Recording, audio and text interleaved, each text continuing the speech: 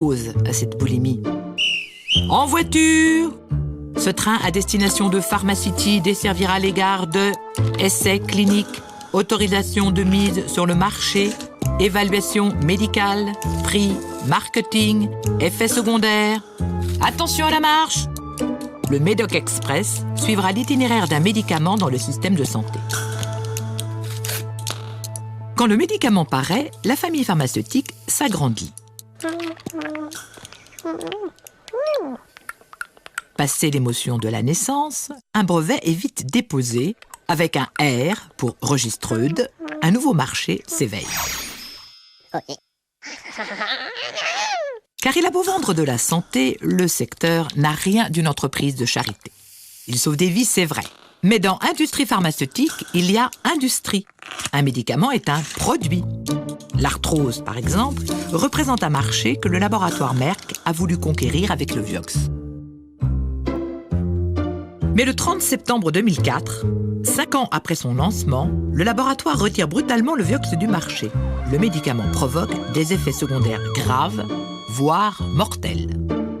Martine Forlini avait mal au dos. Elle a ingurgité du Vioxx pendant 3 ans. Peu après le retrait, elle se retrouve à l'hôpital. J'ai fait un accident vasculaire. On s'en est pas rendu compte. J'en ai fait un autre en janvier 2005, le 16 janvier.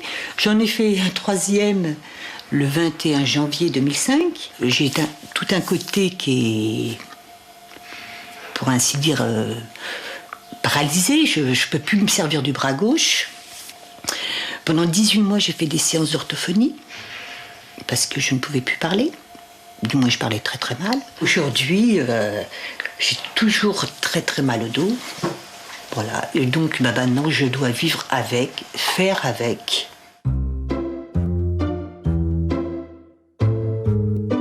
Quand le Vioxx est arrivé sur le marché, les laboratoires fabricants ont voulu tout de suite faire 1 milliard, 2 milliards, 3 milliards de chiffre d'affaires. Et donc, ils ont fait une promotion absolument démesurée. Ce qui fait qu'on a eu un nombre d'accidents absolument gigantesque.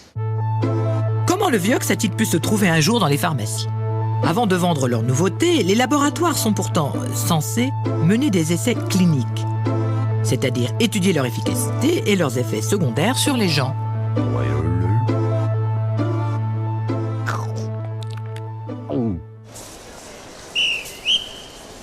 Un nouveau médicament, on le connaît très mal. Vous savez, souvent, les études cliniques qui ont été faites sur les médicaments sont des études qui, au mieux, ont duré 1 an et demi, 2 ans. Mais bien souvent, c'est beaucoup plus petit que ça. Bien souvent, les études cliniques n'ont pas duré plus de 12 semaines. Or, des médicaments qu'on sort aujourd'hui, c'est rarement des médicaments qu'on prend pendant 12 semaines. Dès l'an 2000, Prescrire, la revue médicale française qui ne vit pas de la publicité des laboratoires, doutait du Vioxx. Pour elle, Merck n'avait pas assez étudié les risques d'accident cardiaque. Pour nous, c'était prudent de ne pas se servir de ce médicament-là, de continuer à faire confiance à des plus anciens, dont on connaissait mieux les inconvénients. En 2001, les accidents cardiovasculaires sont révélés dans une étude appelée Vigor. Mais l'Agence française de sécurité sanitaire des produits de santé décide qu'il est urgent d'attendre. Le Vioxx est toujours prescrit. Les risques éventuels qui apparaissent déjà dans Vigor peut-être auraient pu être explorés plus activement. Un affreux soupçon pèse sur la maison Merck. Elle aurait manipulé les résultats de ses essais cliniques. Un soupçon qui jette le doute sur l'ensemble des essais menés par les laboratoires. Aujourd'hui, il arrive que 40-50 pays soient inclus dans un essai. Mais dans ces pays, qui va prendre en charge le recrutement des malades et le suivi ? Eh bien, on va recruter des médecins de base qui n'ont aucune qualification particulière, et chacun va suivre 2, 3, 4 malades. Et à la fin, on aura nos 2000 malades. Tout ça va être centralisé au niveau du laboratoire central de l'entreprise industrielle. Et on va traiter les résultats. Et c'est là où on sait très bien comment sont traités les résultats. À savoir que le nombre de dossiers est considérable, où on sait et on a la preuve que les résultats qui gênent, on n'en parle plus. Je vous assure que ça se passe comme ça.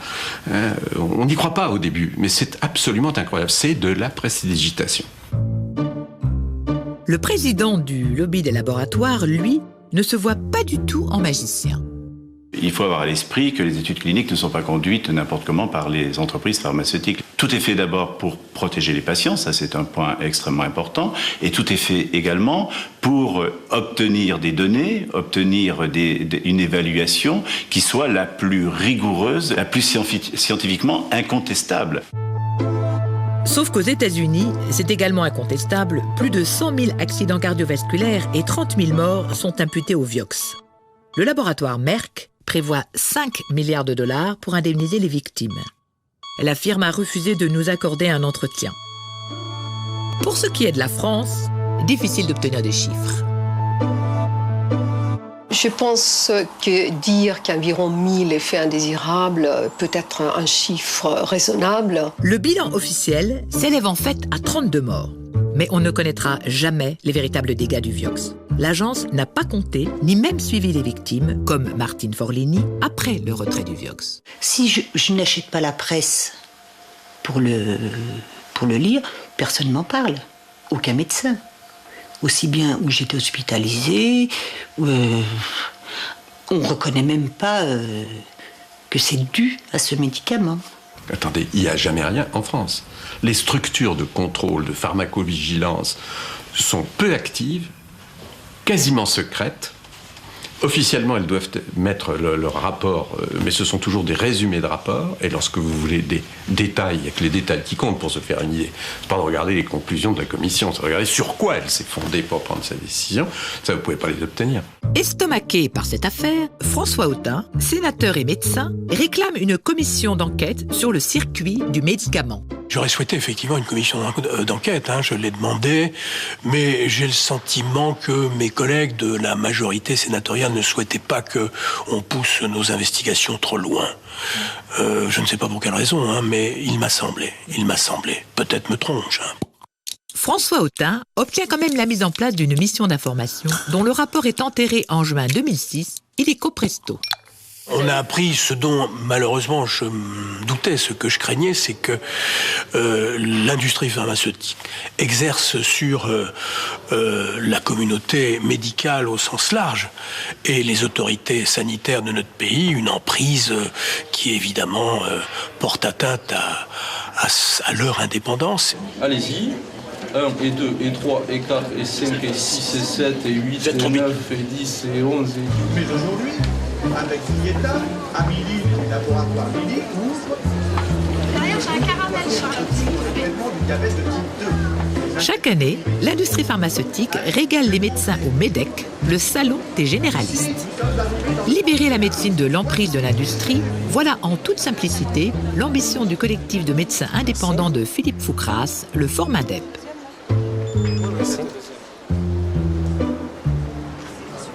En tant que président du Formindep, être filmé avec Sanofi et Aventis autour du cou, ça serait la fin de ma courte carrière de médecin indépendant.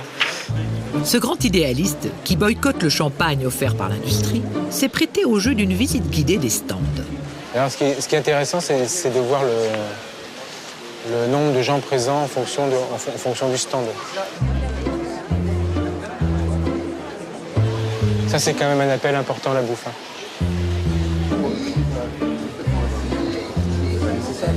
Voilà, très bien. Je lui donne les ciseaux. Voilà, je pense. Oui, vous lui présentez. Particularité locale. La perspective de notre action est donc clairement tracée.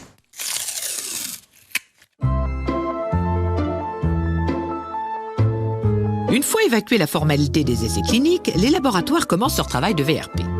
Deuxième étape de la tournée, la commission d'autorisation de mise sur le marché.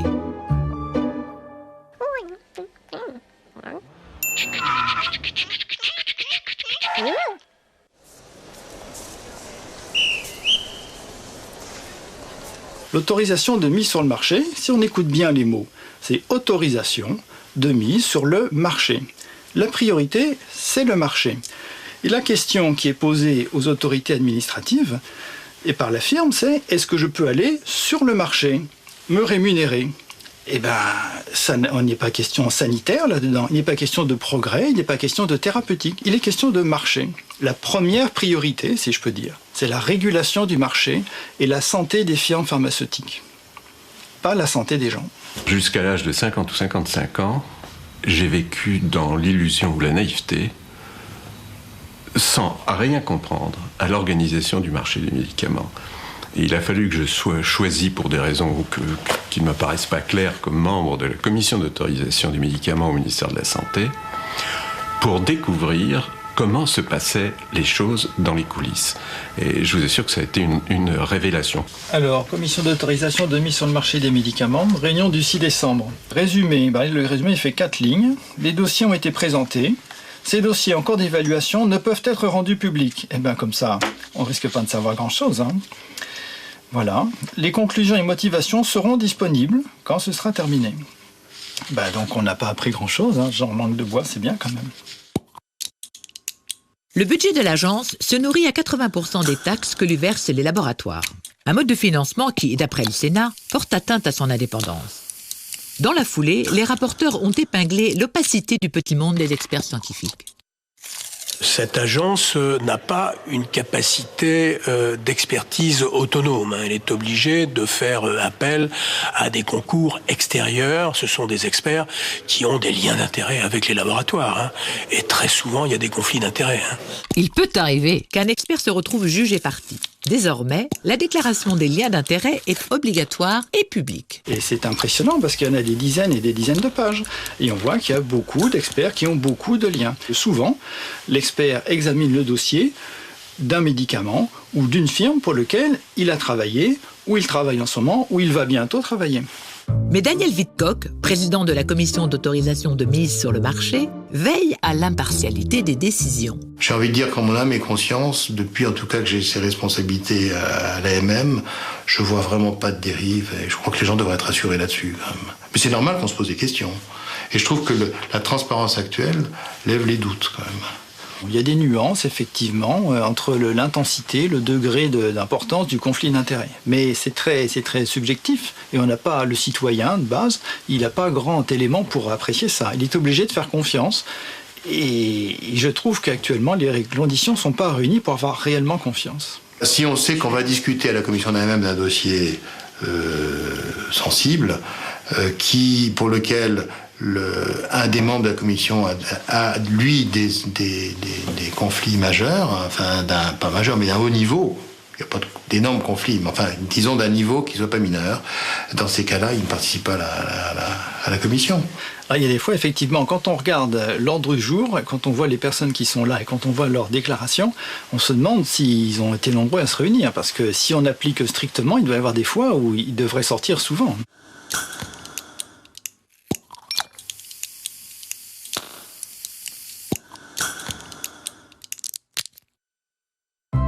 Consultants, chargés d'essais cliniques ou encore actionnaires, 67% des experts que consulte l'agence sont liés à l'industrie pharmaceutique. Quant aux déclarations d'intérêt des membres permanents de la commission d'AMM, si l'on a bien lu le règlement, elles sont scrupuleusement épluchées à chaque réunion. Et aucun d'entre eux n'est exempt de lien. Il n'y en a aucun qui... Non, aucun des membres titulaires, en fait, et on a à peu près toute l'industrie pharmaceutique représentée, tous les principaux laboratoires. Mais oui, mais parce que vous retombez, si vous voulez, encore une fois, sur... dans l'appel à candidature qui a eu lieu donc pour la dernière mandature, quelqu'un qui ne déclare aucune relation avec l'industrie, qui serait candidat. On reçoit une lettre du docteur Intel qui se porte candidat pour faire partie de l'évaluation des médicaments, qui n'a aucun conflit d'intérêt. Je doute fort que ce soit quelqu'un qui connaisse l'évaluation des médicaments. Je ne vois pas au nom de quoi l'État et les patients se priveraient de la capacité d'expérimentation et de développement d'un médicament avec les personnes les plus compétentes pour le faire.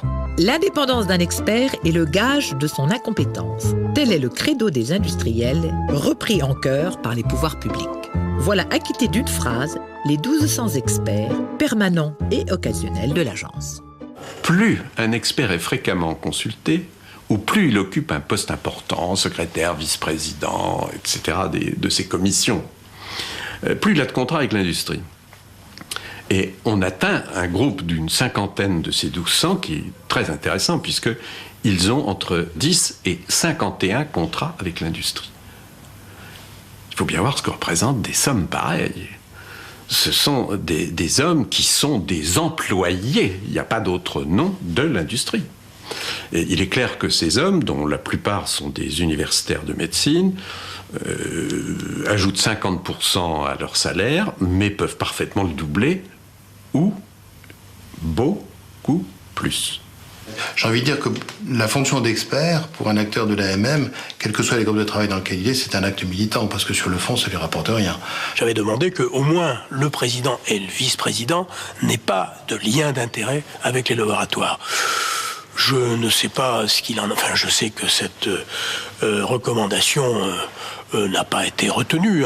Le jour où vraiment on a envie de trancher ce débat-là, on peut supprimer les experts. Mais je ne suis pas sûr qu'on y gagne.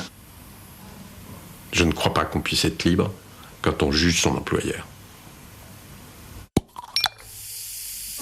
Bien. Même si la question du handicap est chez Xavier Bertrand, s'il y a des questions de santé, on vous recevra volontiers. Je vous remercie, madame. Madame la ministre. Nous allons alors deux doubles, triple marche, on a une autre. Ah oui, bonjour, madame la ministre. Bonjour.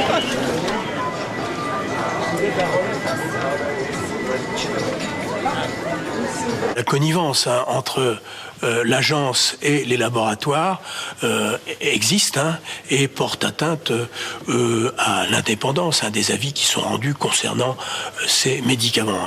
Ceci explique peut-être cela. 95% des médicaments obtiennent le feu vert.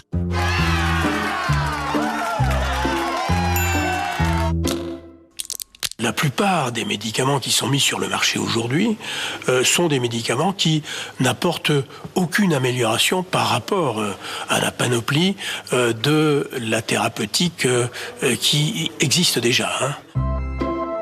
Troisième étape dans le parcours du combattant, enfin dans la promenade de santé des laboratoires. La Haute Autorité de Santé, ou HAS. Là, on s'interroge enfin sur le progrès que les nouveaux médicaments apportent par rapport à ceux qui existent. C'est l'évaluation de l'amélioration du service médical rendu, ou dans le jargon ASMR. Les médicaments sont notés de 1 pour les meilleurs à 5 pour les plus mauvais, qui arrivent à la HAS, la valise presque vide. Oups.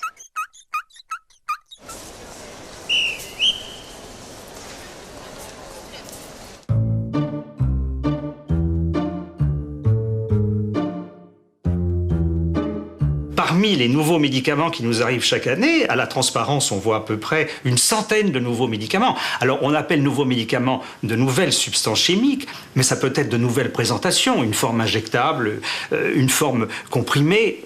Donc, nouveaux médicaments en général, une centaine. En effet, ceux qui représentent une vraie révolution thérapeutique se comptent sur les doigts d'une main, bien sûr. Les progrès thérapeutiques sont constants parce que le niveau d'ASMR 1 et le niveau d'ASMR 2 que vous soulignez restent constants depuis plusieurs années. Donc, ils signent la capacité de l'industrie de médicaments d'apporter en permanence de l'innovation. Une permanence de l'innovation qui stagne à 5% des médicaments évalués en 2007. Alors, qu'est-ce que je me dis là pourquoi tu... Les cancres, eux, forment le gros de la classe thérapeutique avec 83% des nouveaux médicaments mis sur le marché. Alors ça, c'est préoccupant et c'est le reflet que il y a, comme on dit, une panne de l'innovation dans le domaine du médicament. C'est une industrie d'innovation. C'est une industrie de progrès, c'est une industrie de vie. On peut la voir très blanche, elle se voit comme ça, avec sincérité qui plus est. On peut la voir très noire aussi, compte tenu de tous les accidents qui se produisent et du désintérêt extraordinaire qu'elle marque pour les véritables problèmes de santé publique. Ce qui intéresse l'industrie, c'est d'avoir au moins 20 ou 25% de retour sur investissement à la fin de l'année. C'est donc la taille du marché. Le rêve absolu de tous les laboratoires, c'est le blockbuster, ce genre de médicament jackpot et planétaire qui rapporte au moins $1 milliard par an. Comme le Plavix du groupe français Sanofi-Aventis, deuxième médicament le plus prescrit dans le monde. Vendu en France 59 € la boîte, c'est le plus cher pour la Sécu. Une bagatelle de 401 millions d'euros de remboursement en 2006. Clopidogrel, Plavix, le nom commercial c'est Plavix. C'est un médicament, comme on dit, anti-agrégant plaquettaire, c'est-à-dire qui fluidifie le sang, pour que les plaquettes sanguines glissent un peu mieux. Là. Voilà. Alors, c'est grosso modo, c'est la même efficacité que l'aspirine, tout simplement. Clopidogrel a peut-être un petit avantage du côté digestif, c'est-à-dire un peu moins d'ennuis digestifs. Voilà. Par contre, c'est vendu beaucoup plus cher par une firme française. Plavix, c'est un produit extrêmement innovant qui répond à un besoin médical fort, c'est d'éviter la récidive d'attaque cérébrale ou d'infarctus du myocarde chez des patients à risque et avant tout de sauver des vies. Le problème, c'est que l'aspirine fait la même chose. Et le vin fait la même chose. 2 verres de vin, c'est la même chose que le comprimé de Plavix. Qu'est-ce que vous avez à répondre aux gens qui disent que Plavix, finalement, dans un grand nombre de cas, l'aspirine ferait tout aussi bien? Alors Plavix, c'est un médicament innovant qui a été développé dans un certain nombre d'études cliniques internationales. On a pu mettre en évidence la supériorité nette, significative de Plavix par rapport au produit qui était le seul à exister, qui était l'aspirine. Aujourd'hui, l'État autorise un niveau de prix du Plavix 27 fois supérieur à l'aspirine. 27 fois. Le marché français, c'est 500 millions pour le Plavix. Si c'était de l'aspirine, ce serait 27 fois inférieur. La Sécurité sociale accepte de rembourser un médicament qui n'en est pas un, qui n'a aucun intérêt, à un prix 27 fois supérieur à l'aspirine. C'est magnifique. Du point de vue commercial, c'est un tour de passe-passe de génie absolu. D'autres critères entrent-ils parfois en jeu? Comme la bonne santé des entreprises françaises, par exemple. Par exemple. Mesdames et messieurs, salut Jean-François. Je voudrais remercier des grands décideurs économiques. Ça me fait plaisir notamment de retrouver Jean-François Dehecq, parce que dans l'aventure Sanofi-Aventis, je crois pouvoir dire qu'on a travaillé main dans la main. Alors je vais défendre l'industrie pharmaceutique. Je veux pas la défendre, de toute façon, il n'y a que les gens bien portants qui l'attaquent. Les malades, ils sont beaucoup plus conscients de l'intérêt de l'industrie pharmaceutique, alors que les journalistes, que tout le monde attaque l'industrie pharmaceutique, ça ne me paraît pas très grave. Mon objectif avec mes godasses tricolores et mes bretelles tricolores, c'était depuis le début, de bâtir pour la France une industrie pharmaceutique qui soit digne de ce nom. Bon, 35 ans après, vous, les députés, vous adorez venir inaugurer mes centres de recherche et mes usines. J'aimerais que vous en souveniez un peu quand vous êtes assis à l'Assemblée nationale et quand vous votez les lois. Cette question sur la préférence française, hein, je crois que c'est, pardonnez-moi, mais c'est un fantasme. C'est vraiment un fantasme. La Commission de la transparence ne se soucie absolument pas de la nationalité de la firme qui présente un produit à son évaluation. Tout le monde est là? J'ai l'impression. Bien. Allez, s'il vous plaît.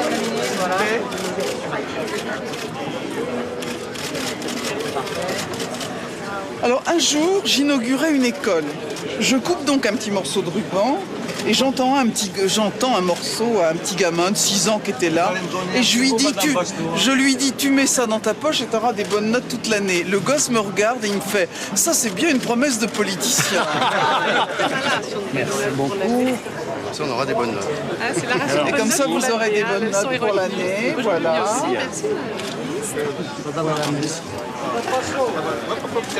Je sais pas comment on sait que j'ai pas le moral.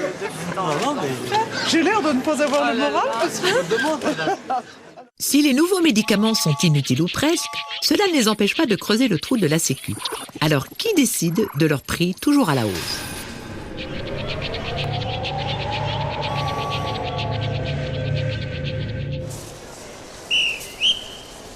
C'est le comité donc économique des produits de santé. C'est donc une espèce de structure hybride qui comprend des représentants de l'État, des représentants de la Sécurité sociale qui sont très très minoritaires. Et vous remarquerez que ce sont eux qui payent, mais ce ne sont pas eux qui ont finalement le dernier mot. Et c'est donc une structure qui fixe le prix du médicament après l'avoir négocié avec les laboratoires. Encore que cette négociation existe que pour certains types de médicaments, parce que pour les médicaments les plus efficaces, il n'y a pas de négociation. Le prix du laboratoire laboratoire est automatiquement celui du comité. Car depuis 5 ans, l'État permet aux laboratoires d'imposer leur prix pour les médicaments étiquetés ASMR 1, progrès majeur, et 2, progrès important. Mais il ne faudrait pas croire que les mauvais sont gratuits. Ils sont chers aussi. Le mot cher, ça n'a pas de sens pour le médicament. Ça n'a pas de sens. Le prix des médicaments, c'est en réalité une question de catégorie. C'est-à-dire, lorsque vous payez un sirop pour la toux, vous n'allez pas le payer très cher. Lorsque vous payez un médicament du sida, vous allez le payer plus cher. C'est comme ça. Si un nouveau médicament arrive, même s'il n'est pas meilleur que ceux qui l'ont précédé, on ne va pas lui donner le prix de l'aspirine, on lui donne le prix d'un médicament du sida. Et donc il aura une ASMR 5, c'est-à-dire pas de progrès, ou 4 s'il y a un petit progrès, et néanmoins, il coûtera 15 € par jour ou 25 € par jour, parce que c'est le genre de prix des médicaments du sida. Les médicaments sont un peu une exception dans les objets qui sont commercialisés, à savoir qu'il n'y a pas beaucoup de rapport entre le prix des médicaments qui sont mis sur le marché et leur efficacité, au sens où ce serait le supplément d'efficacité qui justifierait une différence de prix. C'est souvent pas le cas.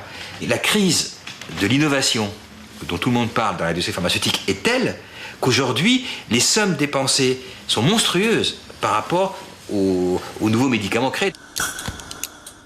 Mais je voudrais que l'on n'oublie pas que les entreprises sont des entreprises, que la recherche, que le développement d'un nouveau médicament, ça demande 800 millions d'euros, et il faut bien qu'à un moment donné, cette entreprise retrouve le retour sur ses investissements. Alors, ce qu'on pourrait dire à l'industrie pharmaceutique, c'est si vous demandez des prix qui correspondent aux investissements que vous avez faits, dans ce cadre-là, ça donnerait un droit aux consommateurs, aux usagers, au pouvoir public, de se mêler de la recherche que vous faites. Cet argument, il est un peu...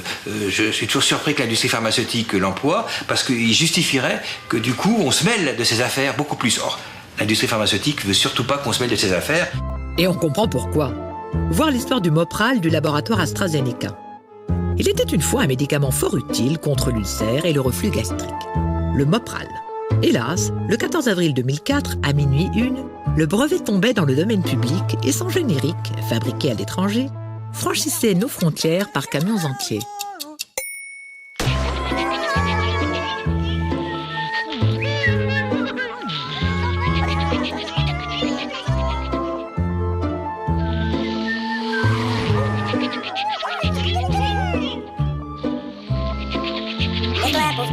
La parade, 4 ans plus tôt, le laboratoire a lancé un nouveau médicament, presque identique au Mopral, l'Inexium. Quand les génériques déboulent, il est déjà trop tard. L'Inexium occupe tout le marché. Au fait, les stratèges du laboratoire n'ont pas voulu nous raconter leur version de cette bataille. Lorsqu'on essaie de commercialiser une molécule qu'on présente comme nouvelle, je dis qu'on présente comme nouvelle parce que presque toujours c'est la même qu'avant, c'est sa fille, sa petite-fille, sa cousine ou sa belle-sœur, comme vous voudrez, mais c'est à peu près la même chose. On sait très bien quel résultat il va donner. À un cheveu près, ce sera un peu mieux ou un peu moins bien que la précédente. Ce que je peux dire, c'est que les règles sont simples. Lorsque les médicaments sont un peu meilleurs, c'est le cas de l'Inexium que vous avez cité, nous les payons à un prix tel que ça ne nous coûte pas plus cher que les prescriptions de l'ancien. Pas plus cher, c'est vite dit. D'accord, l'Inexium coûte moins cher à la Sécu que le Mopral. Mais en 2006, c'était le 4e médicament le plus remboursé. Avec les génériques, c'eût été forcément moins. Qu'est-ce que ça veut dire un médicament qui est générique? Ça veut dire que les brevets sont tombés, ils sont plus protégés par un brevet, donc ils appartiennent quand même à quelqu'un, ils appartiennent à la puissance publique. Or, le problème, évidemment, c'est que la puissance publique ne défend pas. Ce qui lui appartient, c'est quasiment, en fait, ça fait partie quasiment du service public, un médicament générique. D'une certaine façon, oui, l'État se vole et ensuite proteste contre les prix de l'industrie pharmaceutique. La sécurité sociale finance des médicaments qui coûtent plus cher, mais qui n'ont aucune raison de remplacer des médicaments qui sont plus anciens, moins chers, et qui apportent aux malades un soulagement que ces nouveaux médicaments ne vont pas améliorer beaucoup plus.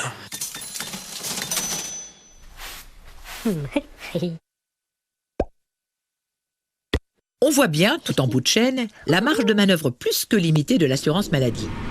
À part donner le taux de remboursement et rembourser,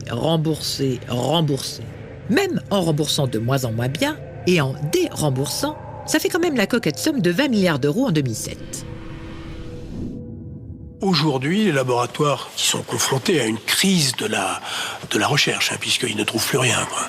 Donc ils sont bien obligés de compenser ce tarissement de produits vraiment révolutionnaires par un effort sur le marketing.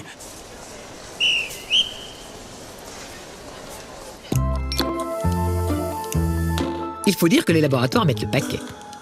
Pour vanter leurs nouveaux produits, ils envoient aux médecins des visiteurs médicaux. En France, un généraliste voit défiler en moyenne 333 visiteurs médicaux par an. Dites 333, 333, 333. Bref, l'industrie investit 25 000 euros par toubib et par an. Rien n'est laissé au hasard. La majorité des médecins sont des hommes, les 3/4 des visiteurs médicaux sont des visiteuses.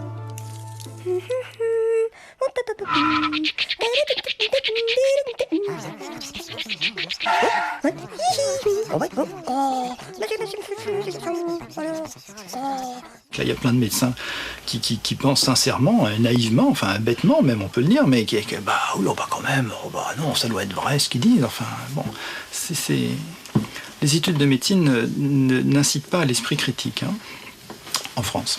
Un visiteur médical, c'est un monsieur qui a été formé par un laboratoire autour d'un produit sur lequel il a beaucoup travaillé. On lui a appris à répondre à toutes les questions. C'est un petit dictionnaire ambulant. Les documents remis par le laboratoire sont très didactiques, raffinés, efficaces, et donc on apprend vite et on mémorise vite, plus vite que sur un texte en noir et blanc. Personnellement, je vois 15 laboratoires par semaine. Ça prend 2 heures. Ma problématique, c'est que les professionnels de santé soient aussi compétents pour décrypter l'information que l'industrie pharmaceutique l'est pour la diffuser. Alors le deuxième problème, c'est qu'ils croient qu'ils sont hyper compétents, puisqu'ils sont docteurs. Un jour, on m'a dit, mais vous avez prêté serment. Donc j'avais reçu la grâce qui permettait d'être totalement capable de pouvoir faire la part des choses entre la publicité, l'information, tout comme ça. Alors en fait, rien n'est plus faux. C'est possible que leur service marketing ait remarqué qu'en martelant le nom du produit, il sortira peut-être plus facilement. Ça, c'est possible, parce qu'il faut se méfier de leur service marketing, qui doit quand même exister, qui doit quand même être efficace. Donc, de ce côté-là, peut-être que au niveau du cerveau, il y a des trajets qui font qu'on prescrit plus peut-être. Pas sûr. Ça ne vous dérange pas d'être un maillon de cette chaîne de l'économie d'un laboratoire? Non, moi ce qui m'intéresse, c'est l'intérêt du produit. Si le produit est intéressant, je suis content de savoir rapidement qu'il est intéressant, de façon à l'utiliser rapidement. Et donc, mon intérêt va dans le même sens que le laboratoire. Le rôle de la visite médicale, c'est un rôle d'information, d'éducation du médecin sur le produit lui-même. Le but d'un laboratoire, c'est avant tout de vendre ses médicaments. Et pour le rappeler aux médecins, rien de tel que des petites attentions. De la babiole aux 5 étoiles, le tout est d'entretenir l'amitié. Karting, golf, découverte de truffes. J'arrive même plus à me souvenir de tout ce qu'on a pu faire. En 1994, une loi interdit les cadeaux. Mais la loi ne suffit pas. L'État en remet donc une louche en 2004 avec une charte de la visite médicale. Fini les cadeaux. Mais liberté totale pour un matraquage promotionnel inscrit en toutes lettres. La visite médicale a pour objet d'assurer la promotion des médicaments et de contribuer au développement des entreprises du médicament. Je présentais personnellement un produit dans le traitement du cholestérol qui s'appelle le Tahor. Il y a eu un concurrent qui est arrivé relativement récemment, 2004-2005, qui s'appelle le Crestor, d'un laboratoire concurrent, AstraZeneca. Quand ce médicament est sorti, la réaction de Pfizer a été de réunir l'ensemble des visiteurs médicaux. On nous a distribué à chacun une veste de treillis Quand la réunion a commencé, la direction, marketing, vente est arrivée en Jeep et elle, habillée de pied en cap, en treillis. C'est vous dire, on était dans la guerre et c'était le mot utilisé. On est dans la guerre. La première victime de cette guerre, c'est l'Union nationale des caisses d'assurance maladie. Ce que je peux vous dire, c'est que je constate que l'industrie du médicament fait bien son travail. C'est que de leur point de vue, ils font bien leur travail. Et ils sont très sourcilleux sur ce qui se passe. De leur point de vue. De leur point de vue. Ce sont donc de grands professionnels. Nous souhaitons être d'aussi grands professionnels pour ce qui est de notre responsabilité. C'est-à-dire que lorsqu'un médicament est prescrit de manière excessive, parce qu'il peut y avoir certaines pressions, etc., nous estimons que nous aussi, nous devons bien faire notre travail. Dans ce combat de David contre Goliath, l'assurance maladie a décidé d'utiliser à son tour l'arme de la visite en cabinet, la bonne parole comme antidote au matraquage. Vous savez qu'à l'assurance maladie, il y a des praticiens conseils, ils sont 2500, et nous avons développé ce que l'on appelle des entretiens confraternels, c'est-à-dire qu'on va rencontrer les médecins pour discuter avec eux de leurs prescriptions. Je crois qu'il y a 25 000 visiteurs médicaux dans notre pays, nous sommes 2500 praticiens conseils. C'est vrai qu'il y a derrière des opérations comme celle-là un problème de moyens. Car l'industrie pharmaceutique met 2 fois plus dans le marketing que dans la recherche. Résultat, l'essentiel des sources d'information des médecins provient de l'industrie.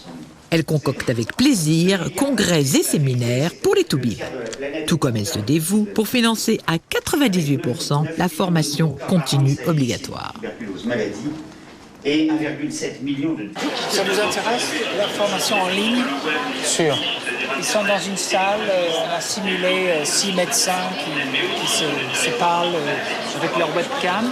Et Sanofi Aventis, bien sûr, c'est 100% service. Il y a rien on ne demande rien en échange. C'est pour faciliter la formation. Est-ce que les professionnels, les médecins experts que vous allez mobiliser comme ça vont dire au début, eh bien, je suis payé par Sanofi, ou je suis payé par comme ça? Il faut faire très attention. Parce que c'est la loi qui c'est la loi. Chaque formation sera précédée de la déclaration d'intérêt des médecins. Voilà, sans problème. Responsable de formation, intervenant dans un congrès ou même invité au journal de 20h, en théorie, tout médecin qui parle de médicaments en public doit déclarer ses liens d'intérêt avec l'industrie. C'est la loi. Je dois, conformément à la loi, dire que je n'ai aucun lien avec aucune entreprise de produits de santé. Aucun lien direct ou indirect qu'aucune entreprise de produits de santé. Naturellement, ai-je besoin de le dire, je n'ai aucun lien d'intérêt avec l'industrie pharmaceutique. Je n'ai pas de conflit d'intérêt. Je n'ai aucun lien d'intérêt depuis une dizaine d'années avec l'industrie pharmaceutique. Je n'ai aucun conflit d'intérêt avec les firmes pharmaceutiques ou les firmes du domaine de la santé en général. Je suis et j'ai toujours été indépendant et totalement indépendant de l'industrie pharmaceutique et d'ailleurs de toute industrie. Et d'ailleurs, autant que je l'ai pu de tout le monde. Si je ne fais pas ça, on peut porter plainte contre moi à l'ordre des médecins. J'ai des conflits d'intérêts qui sont déclarés à l'agence, et donc je peux vous les lister: Bristol, Glaxo, Merck, j'en oublie d'autres.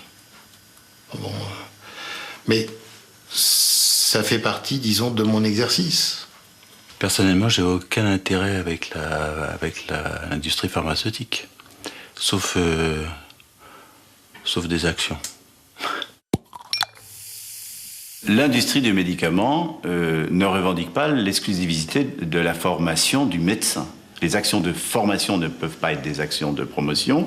Le financement doit être totalement transparent pour les médecins qui participent à cette formation. Quand l'industrie du médicament participe à faire en sorte que, effectivement, nos médecins soient présents dans les grands congrès internationaux, dans la transparence, totalement dans la transparence, j'en suis plutôt heureux et plutôt fier. D'abord, j'ai toujours pensé que la transparence n'est rien, ce qui compte, c'est la clarté.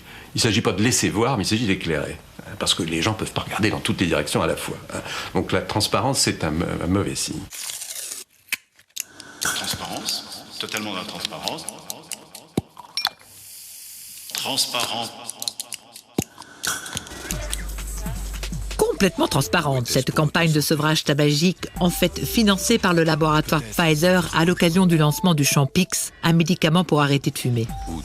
Au moment où le gouvernement déclare la guerre totale à la cigarette, voilà qui tombe à pic. Mise sur le marché du Champix, février 2007. Remboursement des traitements pour le sevrage tabagique, février 2007. Vous ne trouvez pas qu'il y a une concordance des temps intéressante entre ces deux événements ? C'est possible, mais je ne ferai pas de commentaire sur ce point-là. Dommage, car les effets secondaires du Champix, du genre brutal, ont posé problème à l'agence du médicament dès le départ. Ces effets secondaires, Vanessa Volo peut en parler. Elle qui pensait avoir trouvé une solution radicale pour arrêter de fumer. Dès le premier jour, j'ai été assez surprise que j'avais ma mâchoire qui était un peu bloquée. Je sentais ma mâchoire se raidir.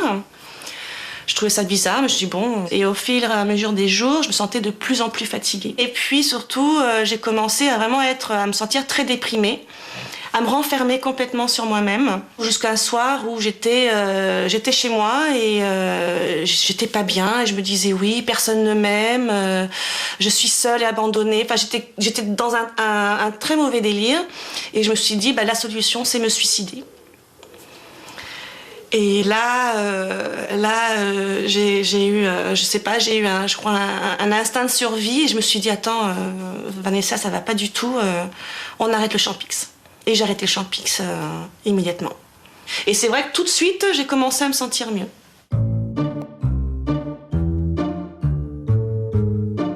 Un certain nombre de personnes avaient des troubles de l'humeur lorsqu'ils étaient sous Champix. Est-ce que vous pouvez développer troubles de l'humeur ? Troubles de l'humeur, c'est essentiellement des idées suicidaires ou également des actes, des tentatives de suicide. Mais il s'avère que d'une façon très significative, les fumeurs eux-mêmes ont ce type de comportement qui est supérieur aux populations courantes. J'avais déjà arrêté de fumer auparavant et bien au contraire, les fois où j'arrêtais de fumer, j'avais la super pêche. J'étais en pleine forme. Si on prend une attitude, des précautions à l'extrême en permanence, on pourra pas avancer. Quand j'ai arrêté le Champix, 2 ou 3 jours après, je me suis dit que j'avais servi de cobaye. Normalement, un médicament, c'est comme un médecin, on se repose dessus, on fait confiance. Et lorsqu'on octroie une AMM, on a vraiment fait la balance bénéfice-risque. On peut s'y tromper. Ça, je ne dis pas que ça n'arrive pas. Non, je ne suis pas d'accord avec le rapport bénéfice-risque. J'ai pas envie de prendre de risques pour ce bénéfice-là.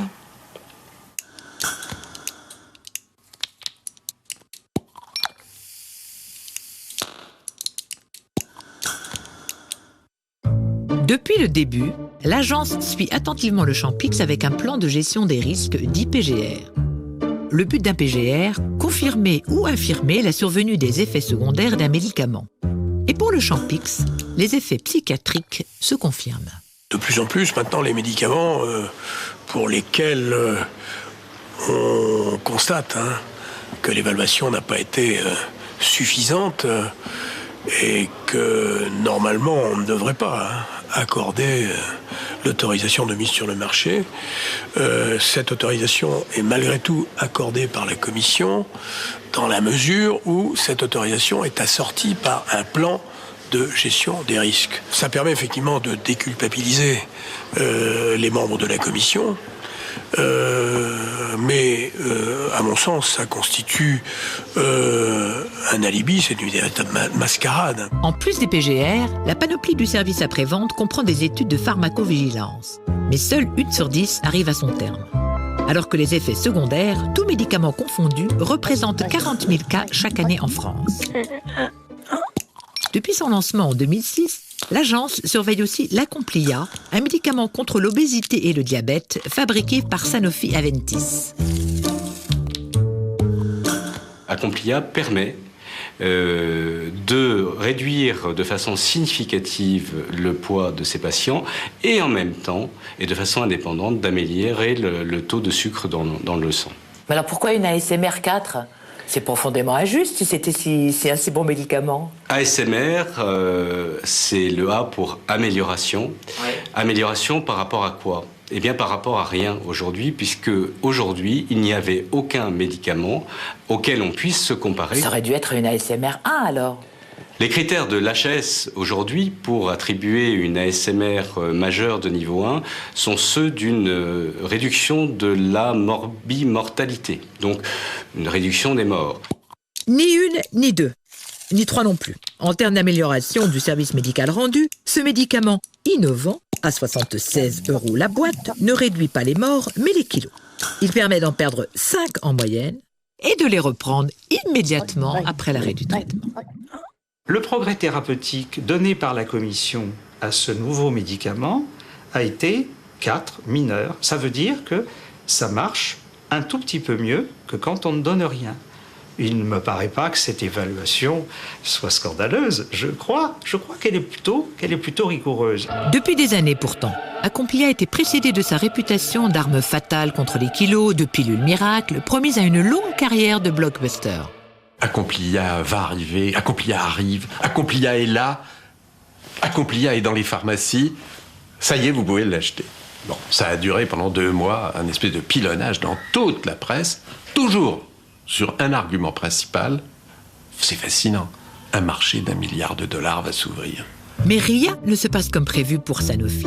Dépression, angoisse, des troubles de l'humeur inquiètent l'agence américaine du médicament, la FDA. Elle refuse carrément d'autoriser l'Acomplia aux États-Unis. Bye bye le marché des obèses américains. Ce n'est pas la première fois où un médicament a son autorisation de mise sur les marchés d'un côté de l'Atlantique et pas de l'autre. Et avec des données, si vous voulez, sur le plan scientifique qui sont identiques, mais qui ont pu être analysées autrement. Qu'est-ce que c'est que ces médicaments qui sont bons d'un côté de l'Atlantique et qui sont mauvais de l'autre côté? Donc, il va falloir que les autorités de santé se mettent d'accord.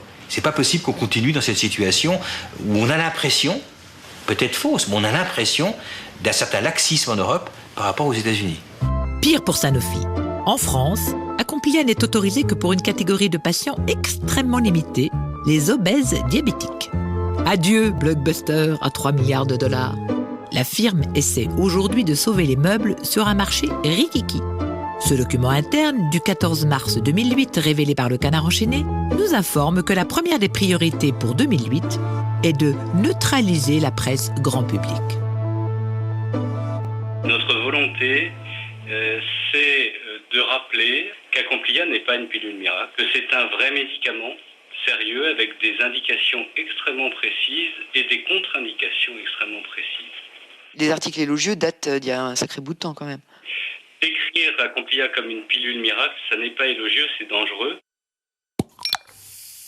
On voit le laboratoire menacé et le dos au mur. Et aujourd'hui, il livre un combat d'arrière-garde pour défendre une molécule dont l'avenir est terminé. Elle n'a aucune chance de se remettre de ses évaluations, parce qu'à l'évidence, ces évaluations sont objectives, que ce médicament est au mieux un médicament mineur, et que c'est pas là-dessus qu'on peut construire des marchés qui se chiffrent en milliards de dollars. À défaut de fièvre créatrice, pour produire des médicaments révolutionnaires, l'industrie ne manque pas d'inventivité à but lucratif. Construire des marchés qui se chiffrent en milliards de dollars, c'est son métier. Alors, elle façonne de nouvelles maladies.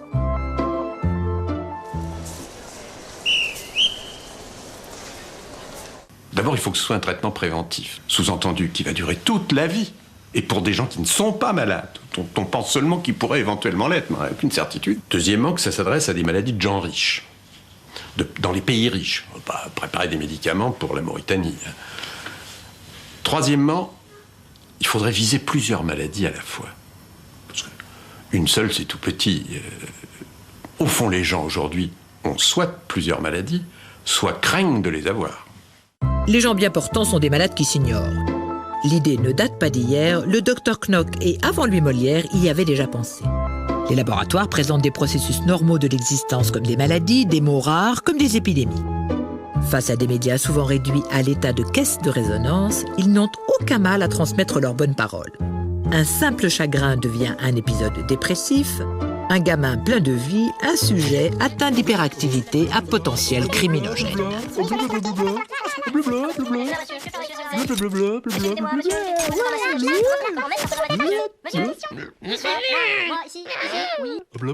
Dernier né de cette médicalisation abusive, le trouble dysphorique du lundi matin. Le trouble dysphorique du lundi matin, le TDLM, est un problème majeur de santé publique. Il est caractérisé par un ensemble de symptômes qui ont pour caractéristique de survenir durant la matinée du premier jour de la semaine. On peut retenir par exemple les symptômes suivants: un manque d'énergie, une irritabilité, un repli social, une anxiété, un ptosis bilatéral, c'est-à-dire une difficulté à relever les paupières. Le facteur de risque essentiel consiste en l'exercice d'une activité professionnelle. En l'état actuel des connaissances, le traitement repose sur l'utilisation séquentielle hebdomadaire du dextromodifinal. C'est une molécule qui a été mise au point par le groupe pharmaceutique Bugs Bread & Green, commercialisé sous le nom de Starter. Le trouble dysphorique du lundi matin, en clair la flemme du début de semaine, n'existe pas. Enfin, pas encore. Le psychiatre Jean-Paul Richier l'a façonné pour rire.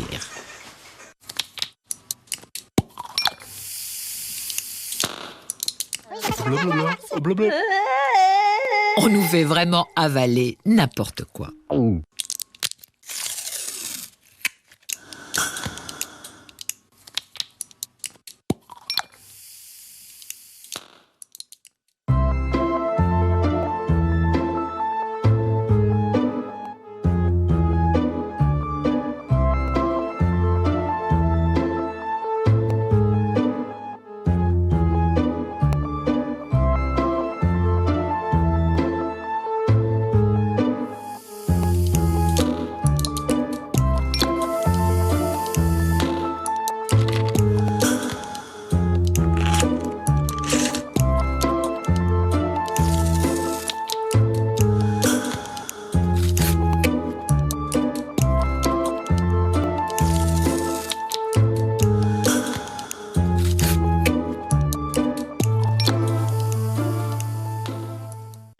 France 5, avec l'Express, vous a présenté Les Médicamenteurs. Tout de suite. Riposte, dernière séance, clap de fin et émission spéciale. Pour clore cette décennie déjà, et oui, de Rendez-vous Dominico, j'ai le plaisir de recevoir des invités, fidèles compagnons de Riposte, pour une grande rétrospective qui reviendra sur les événements majeurs de la vie politique, les grands bouleversements mondiaux et les transformations de notre société que Riposte analysa et décrypta pendant 10 ans et avec grand plaisir. C'est tout de suite, c'est la dernière et c'est Riposte, bien sûr.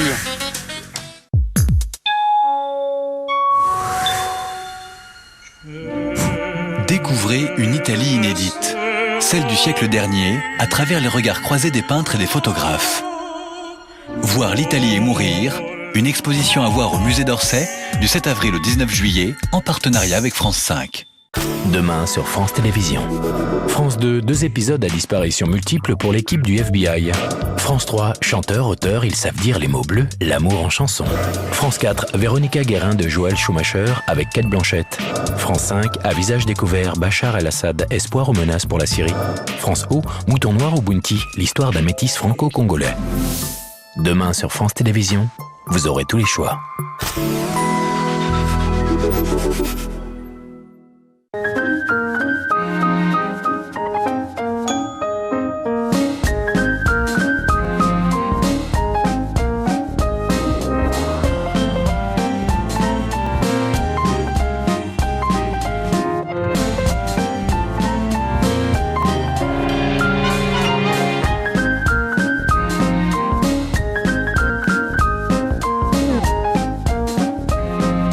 France 5, faisons connaissance. C'est l'un des chefs d'État les plus énigmatiques et controversés de la planète. Pour la plupart des Occidentaux, c'est un dirigeant totalitaire. Oui, il a certains traits du dictateur typique du Moyen-Orient. D'autres lui font crédit et considèrent la Syrie, son pays, comme un acteur incontournable de la poudrière régionale. Elle a le choix entre être un facteur bloquant ou un acteur des progrès vers la paix au Proche-Orient. J'ai envie de vous poser une question toute bête. Qui est le vrai Bachar el-Assad ? Bachar el-Assad à visage découvert. Un document de Bernard Vaillot et Christian Mallard, demain à 20h35 sur France 5. Ceci n'est pas qu'un métro. Ceci n'est pas qu'une chaussure. Ceci n'est pas qu'une décharge. Ceci n'est pas qu'une émission de télé. Bientôt sur France 5.